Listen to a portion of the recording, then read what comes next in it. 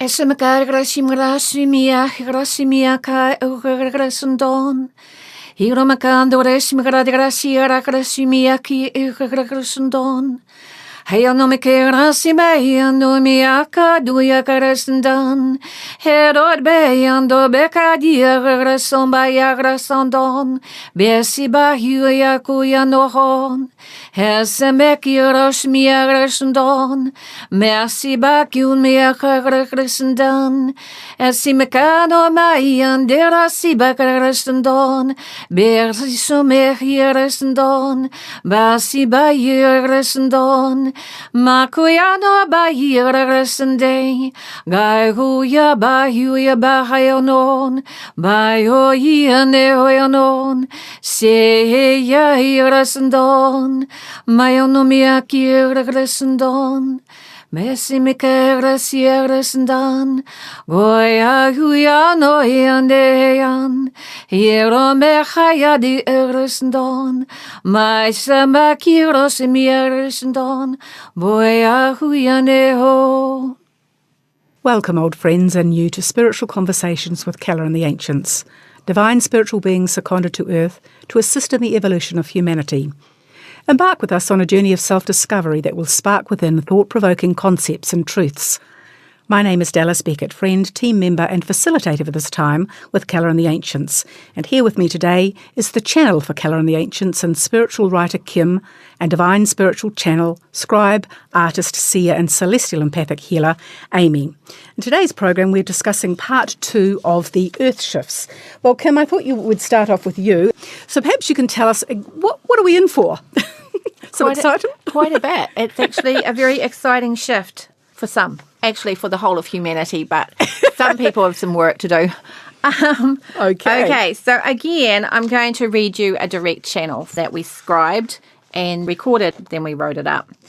Okay, so this is from Spirit.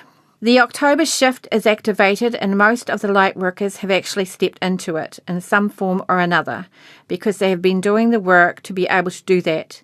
They were aware of it, their souls were aware of it, and the earth made them aware of it. And so they have done that work. And in fact, there is only a very small handful of light workers, particularly those that have been born with purpose, that have not yet made the shift.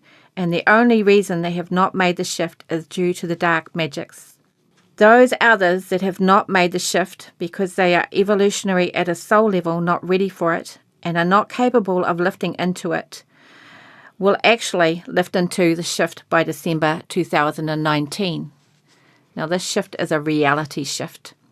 So it actually is the dissolution of many false realities that have been created in the past. Now, what will happen is that it's going to be very, very uncomfortable for those who have not made the shift and are not at an evolutionary stage soul-wise where they can actually just jump into it. And they are going to need to grow. There is no other way that they are going to be able to actually facilitate this shift. They are going to have to grow. However, there are those that will resist it and they will grow at an excruciatingly slow pace soul-wise. So something that Callah and the Ancients can help them with, that one. Okay, otherwise it's going to be a bit difficult because their vibration to flourish and prosper in this new energy, they are going to have to raise their vibration to get to a level where they match the vibration of the earth. So it's going to be quite tumultuous for some, and for others it's going to be like paradise. And in many teachings from 2020, they call it the golden age. And for many, light workers in particular, it is going to be like a golden age. A lot of pressure is going to come off. By the end of December, when the third shift has come in, though, every single being and animal on the planet will have moved into that new vibration of the earth, and a door will shut. Old vibrations will no longer be accessible. The October shift is a reality shift. So for those light workers in particular, those that have been working on getting to a space of oneness and soul purpose, it is going to be like the lotus flower. where 100,000 petals open. There are going to be so many potentials and opportunities to expand and to grow, to connect, to commune, not only with nature, but also with the divine. It is when, as we've just said, moving into a golden age. That sounds beautiful. For those of us doing the work, I guess. Well, those who have to do the work, that's the goal, that's the carrot in front of them, that they lift their vibration and they will get to a place that's absolutely remarkable. Okay, Aimee, perhaps you can tell us a little bit. We've talked briefly on the October shift, so now let's talk about what's going to happen in November for people. Okay, so this is November 2019, just to differentiate from the November 2018. So this is the November 2019 shift. It is a supreme lift in the Earth's vibration. They are calling it the most extreme vibratory shift that has actually been to date, and it is designed to ensure that the entirety of humanity lifts into a higher state in which they are more able to access oneness, their connection to the divine, are more able to develop psychic skills to actually live in harmony with the earth and those around them. It will also activate gifts in those that have soul purpose and soul contracts to be of specific help to the education of humanity through divine will. It is going to make divine will very, very strong. So if you wish to manifest something from this point forward that is a part of the divine will, it will become easier. And just to reiterate what Kim said before, in order to prosper in this higher vibratory energy, you do need to align yourself with that energy. And for some, that is going to take a little bit of work.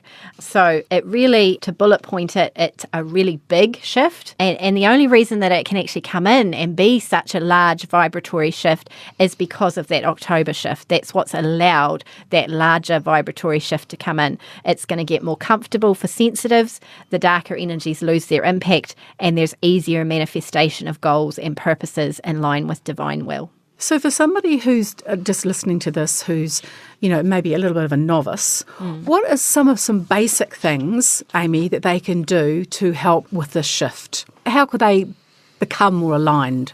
I think that it really is about following the process of the soul. The soul, if they are ready to step into that shift, will be already bringing experiences to them that facilitate the lifting of those energies that no longer serve them. So it may be something, maybe you have a situation come into your life that sparks some quite deeply ingrained patterning within yourself or some deeply ingrained emotional things that actually you thought you'd already dealt with, but this needs to be dealt with at a deeper level.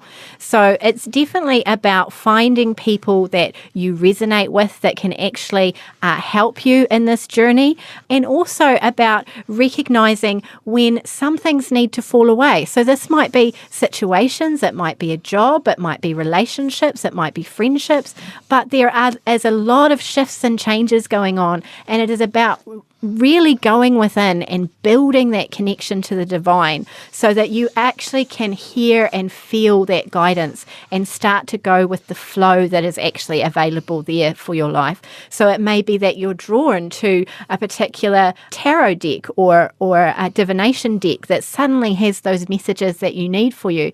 It may be that you walk down the street and you suddenly strike up a conversation with somebody that suddenly resonates with you and has information for you. You may not even see that person again, but you have got that wisdom right there that you needed in that moment. It is a much more authentic and organic process in living your life when you start to live and flow with that. And anything that is not a part of that and are not a part of those higher vibratory energies is going to feel a bit like challenging in your life. It's going to feel a bit like you're stuck. It's going to feel a little bit like you're going to be a bit stirred up by something.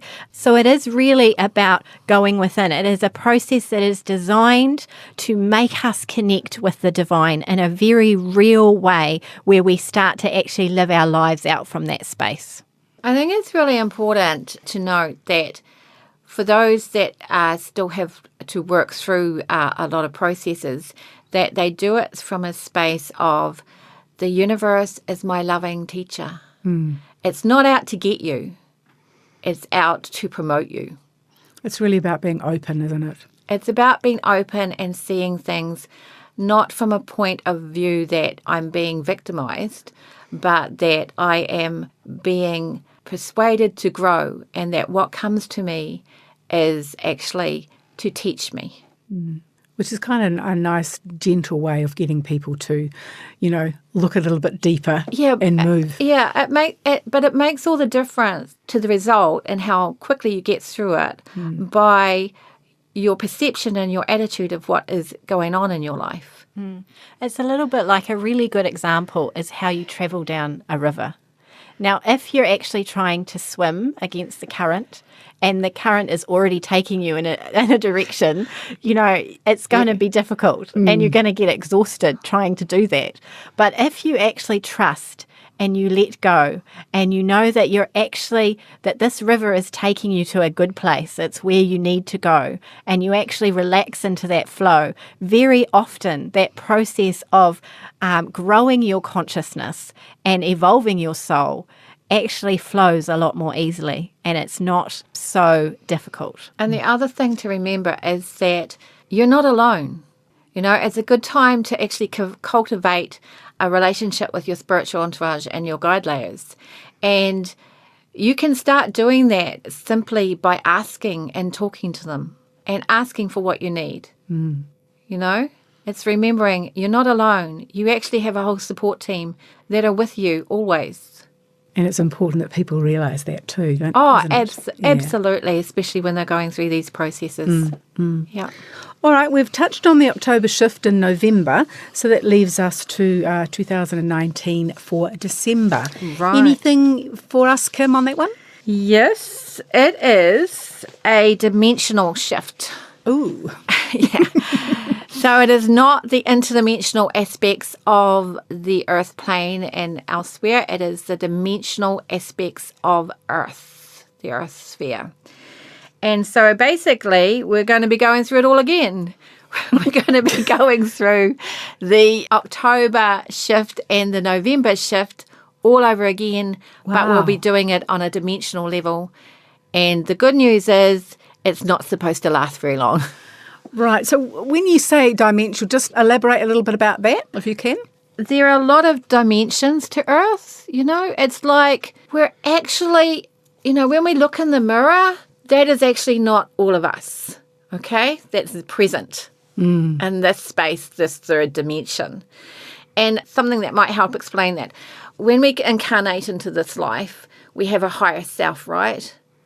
But that higher self changes in each incarnation, and it comes with specific programs and understandings of what as a soul we're going to learn. But actually, that higher self governs other aspects of us, like, if you like, copies of us, but with our essence and different things that are us. They're still us, but they're existing in a different plane of existence within the sphere. Does that make sense? It's complicated, but, good analogy. It is complicated. The dimensional thing is interesting, and if you're really savvy with it, you can, like, if you're not very good in maths in this incarnation, in this sphere, there might be an interdimensional self or aspect of you that, or a dimensional aspect that is really good at it, and you can call on them to come in and help you with the maths, and vice versa. And there's all this swapping going on at various times. But, yeah, we're a complicated species. Energy beings are complicated. There's a lot to them. A lot to them. All right. I'm curious to know from you, Aimee, how these earth shifts are going to affect the new children on the planet. Okay, well, the children being born onto the planet at this time, and this is a subject that I'm quite passionate about, more refined in their energy. The new children are more refined in their energy. They're often gifted, they're more deeply intuitive and sensitive to the harsher and denser energies of the world. So these large shifts in vibration in the earth energy actually create each time an energetic environment that makes it far easier for these amazing beings to rise up and shine, to be supported in the earth energy rather than being overwhelmed by it, and allow the rest of the world to catch up with them. However, as this process of the world aligning itself with these shifts in vibration is, as we've heard, often tumultuous, it's really important to remember that these beings have inner radars that are far more refined to the subtle energies going on around their environment and around others that are in that environment. So they may need support to keep their balance through these fluctuations. And again, some of the ways that you can help is giving them time to connect with Earth, with fairies, with Mother Gaia, with those energies that they innately know are there to support them. Things like shielding their energy and actually practicing energy hygiene, so teaching them how to actually clear their energy and keep themselves energetically safe. And then things like a sea salt bath. You know, if you have a child that's, becoming overwhelmed and you put them in a sea salt bath, you create a really beautiful environment. Maybe you put on some really soft music, you light some candles, and you allow them to sit in that sea salt bath